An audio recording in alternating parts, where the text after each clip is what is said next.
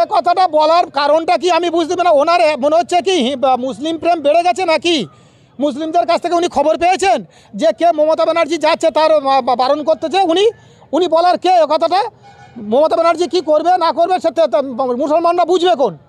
মুসলমানদের হয়ে ওনার তাবেদারি করার কথা কে বলেছে? উনি হিন্দু ধর্মটা কীভাবে রক্ষা হবে সেই চিন্তাটা করছে না। পীর প্রার্থী তালিকা ঘোষণা করতে গিয়ে যে দুরবস্থায় পড়েছে ওরা নিজেরার মধ্যে বুঝতে পারছে, যে কারণে ইএমআই বা কিস্তি করে ওরা যেভাবে দখল করছে, মানে প্রার্থী পদ দিচ্ছে, সেটাও মানুষ বুঝতে পারছে। আগামী দিনে আমাদেরও ছোট দল, আমরা 30 তারিখে আমরা কিছু আগামী 30শে মার্চ কলকাতা প্রেস ক্লাবে আমাদের সনাতন ধর্ম বাঁচাও মঞ্চের পক্ষ থেকে আমরা কিছু প্রার্থী ঘোষণা করব। সেটাও খুবই অল্প 30-35টা। কিন্তু বিজেপির মতন এত কোটি কোটি টাকার দল, এত প্রতিষ্ঠিত দল, তারা তৃণমূল যেমন একদিনে যেমন প্রার্থী তালিকা ঘোষণা করে দিয়েছে, তাহলে বিজেপি পারছে না কেন? অর্থাৎ বিজেপির মধ্যে যা দুর্নীতি ঢুকে গেছে, যা পয়সা লোটার লোক ঢুকে গেছে, তার মানে তাদের কথা এই নেতারা আর শুনছে না।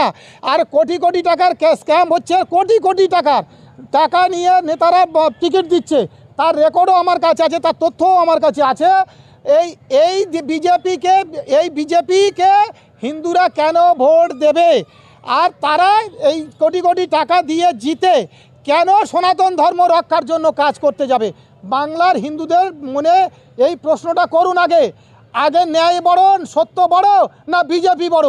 তাহলে বিজেপি যদি ন্যায় সত্যটাকে আঁকড়ে ধরতে না পারে, তাদের মধ্যে যদি এত অর্থ চুরি, এত নারী ঘটিত কোষে যদি তারা জর্জরিত থাকে, তাহলে তারা সনাতন ধর্ম রক্ষা করবে কিভাবে? সেই প্রশ্নের জবাবটা আপনাদের মনের বিবেকের কাছে একবার করুন, প্রকাশ্যে না বলুন, অন্তত বিবেকের কাছে প্রশ্নটা করুন যে কেন তারা বিজেপিকে ভোট দেবে। এখানে প্রশ্ন হচ্ছে, শুভেন্দু করছে যে মুসলিমরাও চায় না নামাজ পাঠে মমতা ব্যানার্জি যাক, কি বলবেন? দেখুন, শুভেন্দু এ কথাটা বলার কারণটা কি আমি বুঝতে পারি না। ওনার মনে হচ্ছে কি মুসলিম প্রেম বেড়ে গেছে নাকি? মুসলিমদের কাছ থেকে উনি খবর পেয়েছেন যে কে মমতা ব্যানার্জি যাচ্ছে তার বারণ করতেছে, উনি বলার কে এ কথাটা? মমতা ব্যানার্জি কী করবে না করবে সেটা মুসলমানরা বুঝবে কোন? মুসলমানদের হয়ে ওনার তাবেদারি করার কথা কে বলেছে? উনি হিন্দু ধর্মটা কীভাবে রক্ষা হবে সেই চিন্তাটা করছে না কেন? সেই চেষ্টাটা করছে না কেন?